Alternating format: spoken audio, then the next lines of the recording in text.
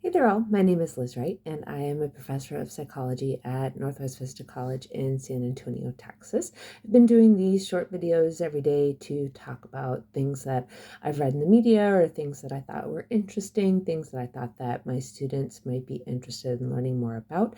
One of the things that a student messaged me about this morning was about emotion regulation in her 5-year-old. And so we started having conversations about how do we as parents encourage children to be emotionally resilient and to develop emotional intelligence, so an understanding of how they're feeling, how other people are feeling, how to deal with strong emotions, and hopefully eventually how to deal with strong emotions on their own, right? Um, and so navigate challenges with peers, have confidence in themselves and in their ability to navigate those challenges. And so one of the things that we know is that um, as parents, a lot of times if our kids talk to us, they come and tell us about something that's going on with them, some problem that we have. A lot of times our first response is to like jump in and help and fix, right?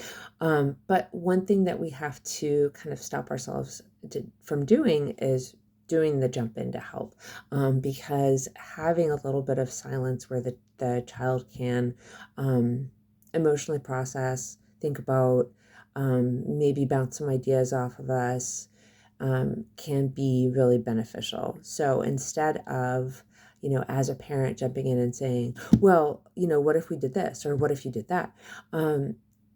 If they're not, talking about possible options, saying like, okay, well, what do you think? How could you deal with this? Or how could we deal with this?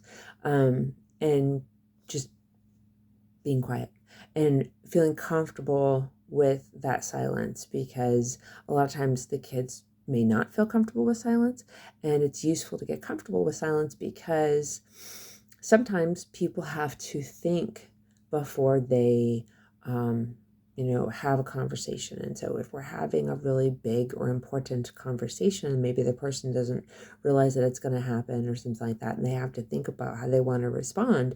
We want to give them that time to do that. We don't want to be, barraging them with questions or anything like that.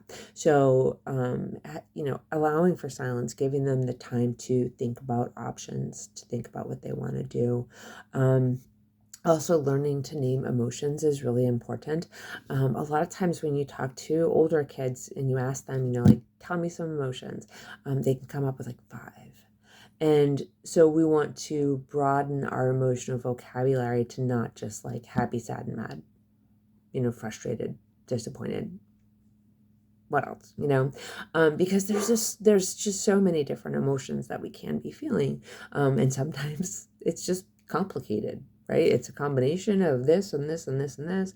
And so we need to, first of all, demonstrate that for our kids. So showing them like, I'm having trouble thinking about how I feel about this. I feel this way, but I also feel this way. So it's kind of complicated. So demonstrating to the student or to the child how we feel, and that, emotions can be complicated and that we can feel 2 or 3 at the same time. And that, this is what a combination of them feels like and things like that. So as the adult, sharing how we feel about that, and when we get frustrated, saying, this makes me frustrated because, so really explaining kind of how we're doing the adult braining thing so that the child can hear it and they can understand it and they can recognize it and they can start to internalize that as well.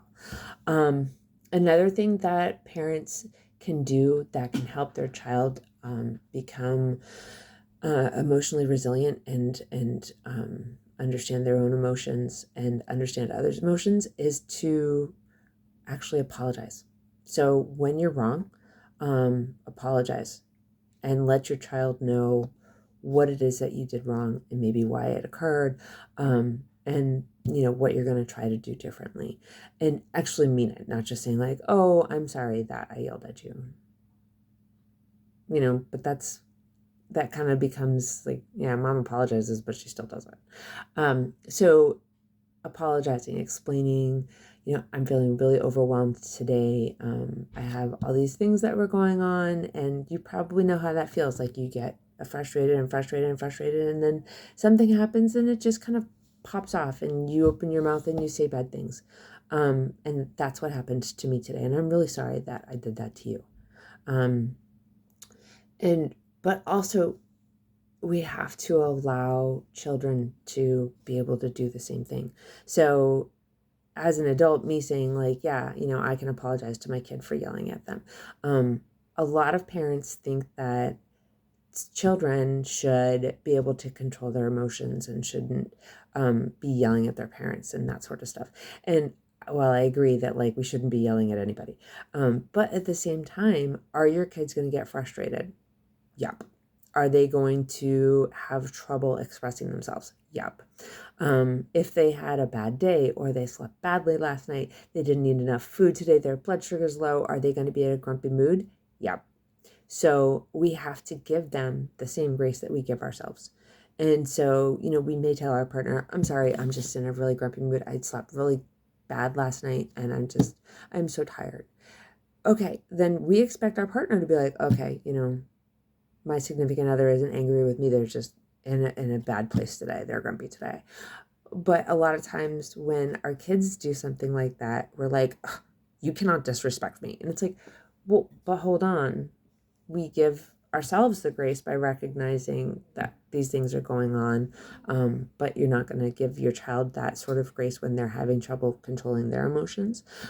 So apologizing and talking to your child about why it is that you did what you did, and talking about what changes you're going to try to make so that it doesn't happen again, things like that. So those are some things that we want to think about in terms of working with children, parenting, being a tia or a Theo or a family member, because we're all going to sometime interact with children. And so rather than treating them like a full-grown adult who should have all of the same abilities that we do, we need to recognize that these are things that we need to teach them, and that we also need to model for them. Thanks.